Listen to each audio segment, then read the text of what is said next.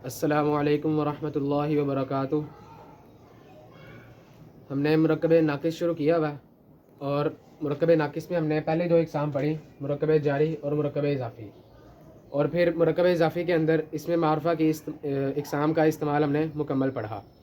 تو اب جو مرکب ناقص کی تیسری قسم ہے جو ہم پڑھیں گے وہ ہے مرکب توصیفی۔ یہ مرکب توصیفی ہے، چونکہ یہ مرکب ناقص کی قسم ہے اس لیے اس میں بھی بات نامکمل رہتی ہے، بالکل مرکب جاری اور اضافی کی طرح۔ تو مرکب توصیفی کے دو جز ہیں، وہ ہیں موصوف اور صفت۔ موصوف اور صفت، مرکب توصیفی کے یہ دو جز ہیں، یعنی ان دونوں کے ملنے سے مرکب توصیفی بنتا ہے۔ اب موصوف کسے کہتے ہیں اور صفت کیا؟ موصوف کہتے ہیں، پہلے صفت ہمیں پتہ کہ کسی بھی خوبی کو کہتے ہیں، اس میں اچھائی یا برائی دونوں آ جاتی ہیں، کسی کا اچھا ہونا کسی کا برا ہونا، خوبی جس میں آئے وہ خوبی صفت کہلاتی ہے۔ اور جس کی صفت ہو، یعنی جس شخص کی صفت بیان کی جائے، کسی چیز کی صفت بیان کی جائے، وہ موصوف کہلاتی ہے، چیز یا شخص۔ تو اردو میں اگر ہم دیکھیں تو اس کی مثال ہم لے سکتے ہیں نیک لڑکا۔ نیک لڑکا، اب یہ مرکب توصیفی بنا ہوا ہے کیونکہ یہاں پہ لڑکا جو ہے موصوف ہے، کیونکہ لڑکے کی صفت بیان ہوئی ہے، اور وہ صفت کیا ہے؟ نیک ہونا۔ اب اردو میں اگر ہم اس لحاظ سے دیکھیں، اردو میں ہمیشہ صفت پہلے آتی ہے، اردو میں ہمیشہ صفت پہلے آتی ہے، لیکن موصوف یعنی جس کی خوبی بیان کی جائے وہ ہمیشہ بعد میں آتا ہے۔ لیکن عربی میں ایسا نہیں ہے، اردو میں پہلے صفت آتی ہے لیکن عربی میں پہلے موصوف آتا ہے، یعنی وہ چیز یا وہ شخص آتا ہے جس کی صفت بیان کی جائے، اور جو اس کی صفت ہے اس کا اچھا ہونا یا اس کا برا ہونا وہ بعد میں بیان کی جاتی ہے۔ تو نیک لڑکا، اس کی جو اب عربی بنے گی تو لڑکا شروع میں ہے، یہ لڑکا بعد میں ہے، یہ عربی میں شروع میں آ جائے گا کیونکہ موصوف عربی میں پہلے آ جاتا ہے، تو یہ بن جائے گا ولد صالح۔ ولد لڑکے کا معنی، اور صالح نیک کو کہتے ہیں، ولد صالح، یہ تو بن گیا ولد لڑکا، صالح نیک لڑکا۔ اب ہم مرکب توصیفی کے بن تو یہ رہا مرکب توصیفی ولد صالح، لیکن ہم اس کی پہچان کیسے کریں قرآن مجید میں؟ تو مرکب توصیفی کی جو پہچان ہے وہ یہ ہے کہ صفت جو ہے، صفت وہ 10 اعتبارات سے، کتنے اعتبارات سے؟ 10 اعتبارات سے اپنے موصوف کے تابع ہوتی ہے۔ صفت 10 اعتبارات سے اپنے موصوف کے تابع ہوتی ہے۔ کیا مطلب؟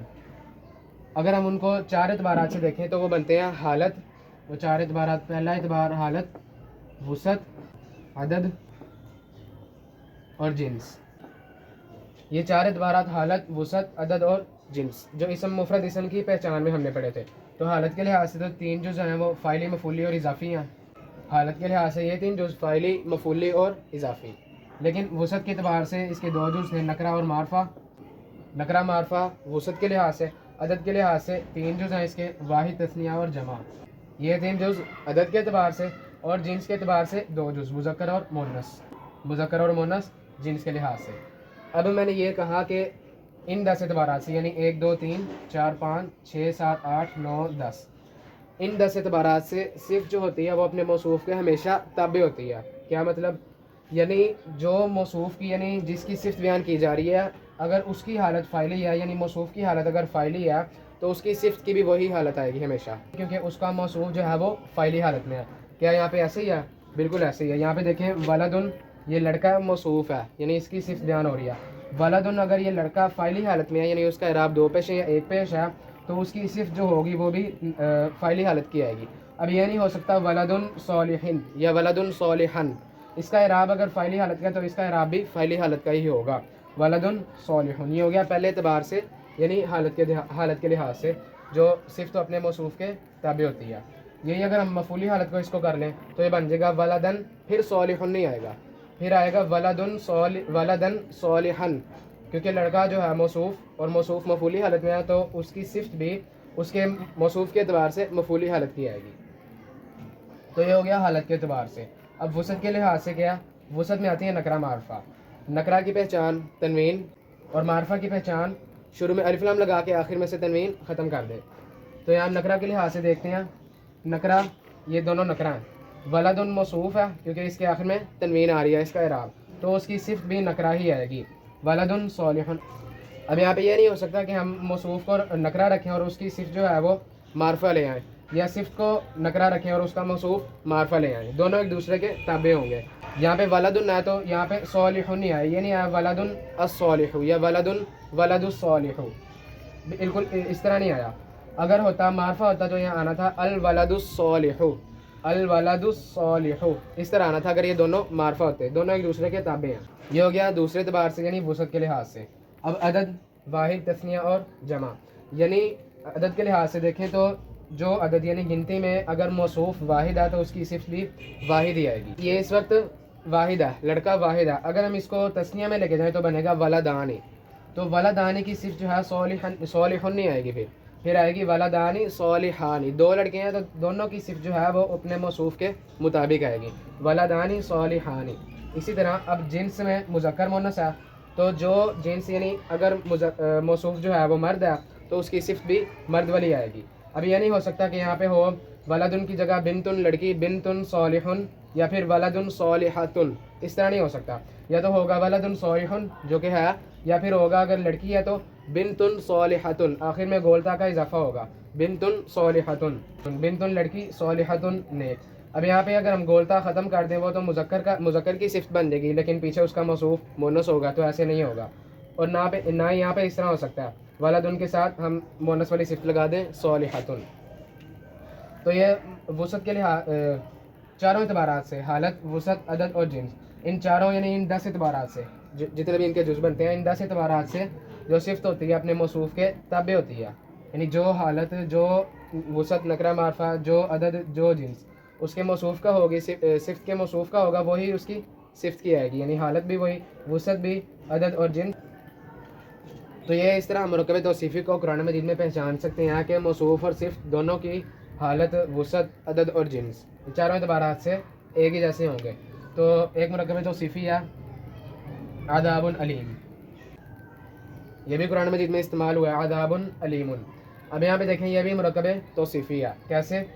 جو پہلے والا یہ صفت موصوف ہے اور علیم اس کی صفت ہے، عذاب عذاب، اور علیم کا مطلب ہوتا ہے دردناک، تو یہ بن رہا ہے اس کا مطلب دردناک عذاب، دردناک عذاب۔ تو یہاں پہ دیکھیں موصوف عربی میں پہلے آ رہا ہے لیکن اردو میں بعد میں چلا گیا، صفت عربی میں بعد میں آ رہی ہے لیکن اردو میں پہلے آ جاتی ہے، یہ بھی مرکب توصیفی بنا ہوا ہے۔ کیسے؟ اس کی پہچان ہم دیکھتے ہیں، عذاب یہ موصوف ہے، اس کی فاعلی حالت ہے، اس کا اعراب دو پیشے ہیں جو کہ فاعلی حالت کا اعراب ہے، تو اس کی صفت بھی اپنے موصوف کے مطابق فاعلی حالت کی ہے، یہ نہیں ہوا کہ عذاب علیمن یا عذاب علیمن، اس طرح نہیں ہوا، عذاب موصوف فاعلی حالت کا تو صفت بھی فاعلی حالت کی۔ اسی طرح وسعت کے لحاظ سے جو موصوف ہے وہ نکرہ ہے کیونکہ اس کا اعراب آ رہا ہے تنوین، تو اس کے لحاظ سے عذاب موصوف کے لحاظ سے اس کی صفت بھی نکرہ ہی آئی ہے، یہ نہیں ہوا کہ عذاب العلیم، اس طرح نہیں ہوا، عذاب علیم۔ وسعت کے لحاظ سے بھی صرف جو ہے موصوف کے تابع ہے۔ اب عدد کے لحاظ سے دونوں واحد ہیں، دونوں ایک دوسرے کے تابع ہیں، جنس کے لحاظ سے دونوں مذکر ہیں، عذاب علیم دونوں کے آخر میں کوئی کیسی نشانی نہیں ہے، یعنی گولتا وغیرہ نہیں لگی ہوئی، عذاب علیم۔ تو یہ اس طرح ہم نے مرکب توصیفی کو پہچاننا کہ دونوں ایک دوسرے کے تابع ہوں گے ان 10 اعتبارات سے۔ اسی طرح اب ہم قرآن مجید کی اور مثالیں دیکھ لیتے ہیں۔ سورہ بقرہ میں آیا اعوذ باللہ من الشیطان الرجیم والوالدات یرضعن اولادہن حولین کاملین، حولین کاملین، حولین کاملین۔ اب یہ بھی مرکب توصیفی ہے، کیسے پہچانا ہم نے؟ کیونکہ حولین اس کی اگر ہم حالت کے لحاظ سے، پہلے ہم عدد کے لحاظ سے دیکھتے ہیں، عدد کے لحاظ سے یہ ہے تثنیہ، کیوں؟ کیسے پتہ لگا؟ کیونکہ اس کے آخر میں یہ جو آواز آ رہی ہے یہ عینی کی آواز ہے، عینی جو کہ تثنیہ میں مفعولی حالت کی آواز ہے، تو اس سے ہمیں پتہ لگ رہا ہے یہ تثنیہ، اگر اس کی فاعلی حالت ہوتی تو آتا آنی آواز آتی آخر میں، لیکن یہاں پہ عینی آواز آ رہی ہے تو یہ تثنیہ میں مفعولی حالت ہے۔ اب چونکہ موصوف جو ہے یہ تثنیہ استعمال ہوا اس لیے اس کی صفت بھی تثنیہ ہی آئی ہے، یہ نہیں ہوا کہ حولین کاملن، اس طرح نہیں ہوا، کاملن ہو جاتا واحد، حولین کاملین، موصوف اگر تثنیہ ہے تو اس کی صفت بھی تثنیہ آئی ہے۔ اسی طرح اب یہ مفعولی حالت کی آواز ہے عینی، تو جو مفعولی یعنی اس کی جو موصوف کی حالت ہے مفعولی ہے تو اس کی صفت بھی مفعولی حالت کی آئی ہے، یہ نہیں ہوا کہ حولین کاملان یا حولان کاملین، اس طرح نہیں ہوا، حولین کاملین، یہ دونوں حالت کے لحاظ سے بھی اور حالت کے لحاظ سے بھی دونوں ایک دوسرے کے تابع ہیں۔ اب اگر وسعت کے لحاظ سے دیکھیں نکرہ معرفہ تو یہ دونوں نکرہ ہیں، آخر میں تنوین تو نہیں آ رہی، کیوں؟ کیونکہ یہ آواز فکس ہے، اگر شروع میں الف لام ہوتا دونوں کے تب یہ آتے مرکب توصیفی بنتے ہیں. اگر ایک کے شروع میں الف لام آ جائے ایک کے نہ آئے تب یہ مرکب توصیفی نہیں بنے گی, کیونکہ اگر موصوف کے شروع میں الف لام آیا معرفہ ہو کے صفت بھی اس کی معرفہ ہی آنی چاہیے, لیکن نہیں ہوا ایسا تو یہ مرکب توصیفی ہے جو کہ نکرہ ہے.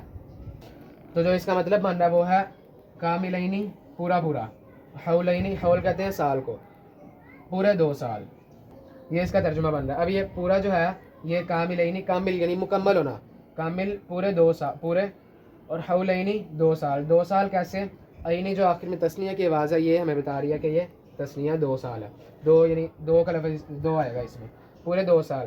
اب یہاں پہ صرف جو ہے بعد میں آ گئی یعنی پورا ہونا مکمل ہونا, اور حاملینی 2 سال یہ بعد میں, حولینی یہ 2 سال بعد میں آ گیا, تو یہ بھی مرکب توصیفی ہے. اسی طرح الصراط المستقیمہ, اہدنا الصراط المستقیم, اب یہ بھی مرکب توصیفی ہے. کیسے؟